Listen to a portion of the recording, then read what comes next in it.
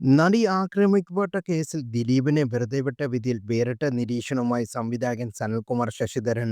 വോട്ടെടുപ്പിന് തൊട്ടുമുമ്പുള്ള ദിവസം വിധി വരുന്നു എന്ന് കേട്ടപ്പോൾ നേരത്തെ പ്രതീക്ഷയുണ്ടായിരുന്നുവെന്നും വിധി വന്നപ്പോഴാണ് ലക്ഷ്യം മറ്റൊന്നാണെന്ന് ആ സംശയം തോന്നിയെന്നും അദ്ദേഹം പറഞ്ഞു.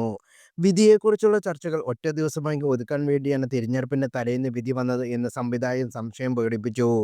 ഭരിക്കുന്ന പാർട്ടിയുടെ താൽപ്പര്യങ്ങളെക്കാൾ ദിലീപിന്റെ താൽപ്പര്യം സംരക്ഷിക്കാൻ സിസ്റ്റം ജാഗരൂകരായി എന്നും സനൽകുമാർ പരിഹസിച്ചു.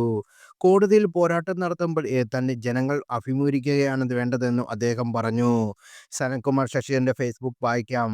കൊട്ടേഷൻ ബലാത്സംഗ കേസ് ഇലക്ഷൻ തലേന്ന് വിധി പറയാൻ വെച്ചപ്പോൾ എനിക്കതിൽ ഒരു ശുഭാപ്തി വിശ്വാസം ഉണ്ടായിരുന്നു.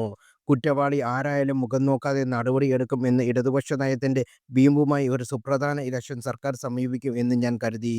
എന്നാൽ ഇലക്ഷൻ തലേന്ന് ഇരയെ തികച്ചും ഒറ്റിക്കൊടുക്കുന്ന ഒരു വിധി വന്നപ്പോൾ ഒരു കാര്യം എനിക്ക് മനസ്സിലായി. ഈ വിധിയെക്കുറിച്ച് ചർച്ചകൾ ഒരൊറ്റ ദിവസത്തേക്ക് ഒതുക്കാനാണ് ഇലക്ഷൻ തലേന്ന് വിധി പറഞ്ഞത്. അതായത് ഭരണകക്ഷിയുടെ രാഷ്ട്രീയ താൽപര്യങ്ങൾക്ക് വലുതായി എട്ടാം പ്രതിയുടെ താൽപര്യങ്ങൾ സംരക്ഷിക്കാൻ സിസ്റ്റം ജാഗരൂകരായി. ഇടതുപക്ഷത്തിന്റെ ഇലക്ഷൻ താൽപര്യങ്ങളെക്കുറിച്ച് വലുതായി എന്തുകൊണ്ട് എട്ടാം പ്രതി താൽപര്യങ്ങൾ സംരക്ഷിക്കുന്നത് എന്ന് ചിന്തിക്കേണ്ട വിഷയമാണ്. 8 വർഷം ഈ കേസ് വലിച്ചിഴച്ചതും ഇര തന്നെയാണ്. ഈ കോടതിയിൽ വിശ്വാസമില്ല എന്ന് പരാതി പറഞ്ഞിട്ടും അതേ കോടതിയിൽ കേസ് നിലനിർത്തിയതൊക്കെ ഇരയെ സംരക്ഷിക്കാനല്ലേ എന്ന് നമുക്ക് വ്യക്തമാണ്. മേൽക്കോടതിയിൽ കേസ് നടത്തുമ്പോൾ തന്നെ ജനങ്ങൾ അഭിമുഖീകരിക്കുകയാണ് ഇതിൽ ബന്ധപ്പെട്ട കക്ഷികൾ ചെയ്യേണ്ടത് എന്നാണ് എൻ്റെ അഭിപ്രായം. അമ്പെ പരാജയപ്പെട്ട ഒരു സിസ്റ്റത്തിൽ നിന്ന് നീതി പ്രതീക്ഷിക്കുന്നത് മണ്ടത്തരമാണ്.